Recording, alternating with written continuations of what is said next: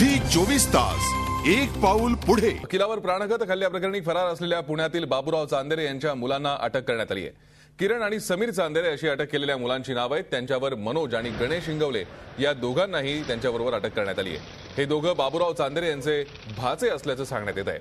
गेल्या आठवड्यापासून ते फरार होते। वकिलावर हल्ला केल्याप्रकरणी या दोघांवरती आरोप आहे।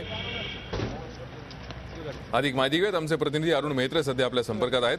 अरुण, या दोघांना अटक केलेली आहे, काय अधिक माहिती आहे? भूषण, आपल्याला माहिती होतं की गेल्या मंगळवारी ही घटना घडली होती। मंगळवारी संध्याकाळी ॲडव्होकेट आशिष सामाने हे आपल्या गाडीवरनं घरी जात असताना त्यांच्यावरती या बाबूराव चांदेरे यांची 2 मुलं आणि भाचे अशा चौघांनी मिळून हल्ला केल्याचा आरोप त्यांच्यावरती होता। हा हल्ला प्राणघातक होता। आशिष सामाने यांना संचेती हॉस्पिटलमध्ये उपचारासाठी दाखल करण्यात आलं होतं। मात्र त्यानंतर बाबूराव चांदेरे यांच्या मुलांवरती चतुःशृंगी पोलीस स्टेशनमध्ये गुन्हा दाखल होऊनही त्यांना अटक झालेली नव्हती। राजकीय दबावामुळे कदाचित त्यांना अटक होत नसावी अशी चर्चा सुरू झाली होती।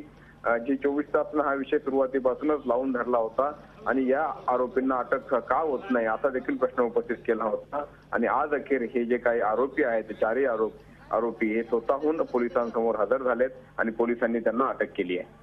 खरं या हल्ल्यामागचं कारण काय होतं नेमकं समजू शकलं अरुण? भूषण, ज्या तक्रारीमध्ये म्हटलंय त्यानुसार की महापालिका निवडणुकीमध्ये बाबूराव चांदेरे यांच्या विरोधात काम केल्याच्या रागातून हा हल्ला केला गेला होता।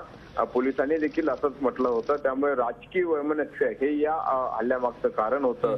आणि अर्थातच राजकारणाचं गुन्हेगारीकरण हे नवीन नाही, मात्र अशा पद्धतीनं पुण्यामध्ये एक जबाबदार नगरसेवक अजित पवार यांचे एक निकटवर्ती आणि माजी स्थायी समितीचे अध्यक्ष असलेले बाबूराव चांदेरे यांच्या मुलांनीच हा हल्ला केला होता आणि त्यामुळे हे प्रकरण अधिकच गंभीर होतं। नक्कीच धन्यवाद अरुण। या सविस्तर माहितीसाठी आपण पाहतोय बाबूराव चांदेरे यांच्या 2 मुलांना अखेर अटक करण्यात आली आहे। या संदर्भात पोलिसांनी नेमकी काय माहिती दिली आहे पाहूयात। पोलिसांनी वेगवेगळ्या टीम्स तयार केल्या तपासासाठी। त्यांचे घरं, त्यांचे नातेवाईक, ते जिथे जिथे जातात त्यांच्या बातमीच्या ठिकाणी आम्ही त्या प्रत्येक ठिकाणी प्रयत्न केले, परंतु ते आम्हाला त्यावेळेला मिळून आलेले नव्हते।